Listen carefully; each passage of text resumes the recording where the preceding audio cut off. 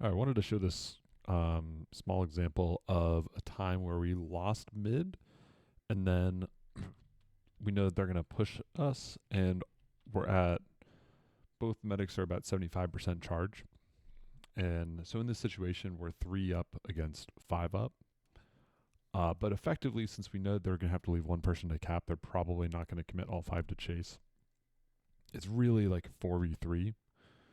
Our goals here should basically be try to get Uber and then taking an exchange of Uber where you're down, 2 players is not the worst thing. I mean, a 4v6 is a lot better than a 5v3, but we're okay with that. And a 4v3, we're totally good with that. It's going to give us enough time to get our players back up. They won't have to run as far from spawn. It will allow us to defend second. Generally, it's a great position to be in as far as one where you're losing.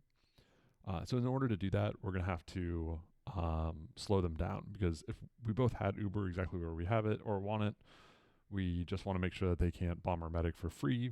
Maybe if we want to commit or send a sack or something, probably not. But since we don't have Uber, they don't have Uber, our biggest thing that we want to do is slow them down. So they have 3 avenues by which they can go. They can go through IT, they can go through sewer, or they can go through choke. And choke is the only one that's fast. I mean, the other 2 are just so much slower on this map. On some other maps, it might not be the case, but on process, we know almost for a fact they're going to go for choke if they're going to chase, and they want to chase. So there are a few ways that we could fight this. We could either just give it up for free, hang out on bats, maybe send a sack through. If they had Uber, that might be worth it because it's a little bit easier to get a force than it is to get a full kill. And they can't force it they don't have. 2, we could hold it really close. On this map, it's not great because there's just not good positioning to fight that close.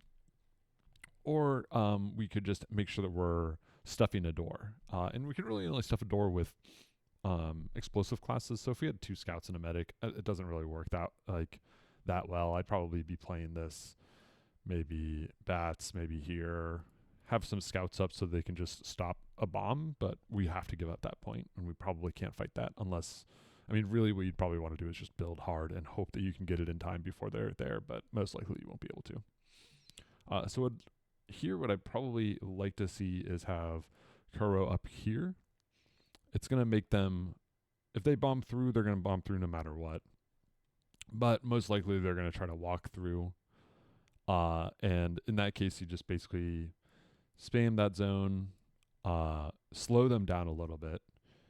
If they hit you with the pipe, if they bust through, you can, if you see their medic, you can commit. If you see a good kill, you can commit. Or most likely you just jump out either to here or all the way out, wherever you need to go.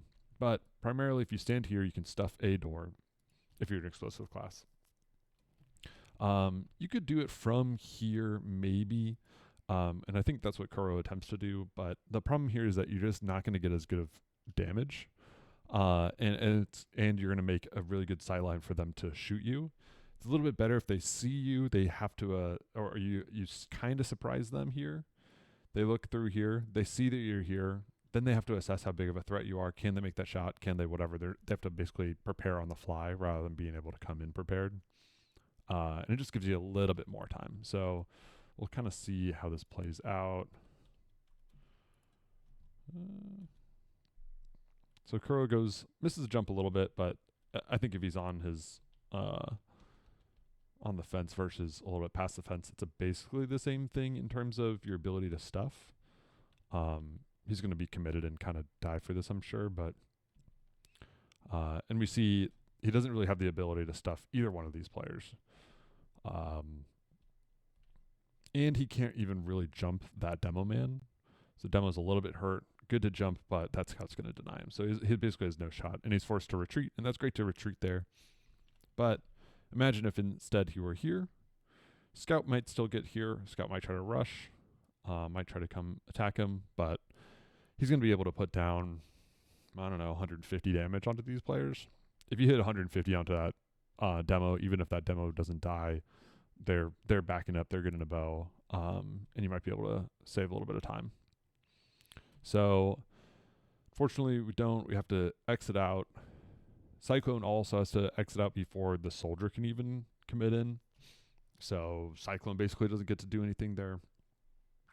If they're slowed down a little bit, that soldier's still jumping in, but Cyclone can probably make that a little bit tougher of a jump. Excuse me. And so we basically lose that point. And if you look at that Uber charge, we're losing the point at 99% when we just got 2 more players up. They got a player up, but this is a 4v3 basically still. Their scout's going to be up. We're probably going to get 5 players here before they get 5 players, or near about the same time. So that's just a way that we can squeeze a little bit more value out of our retreats.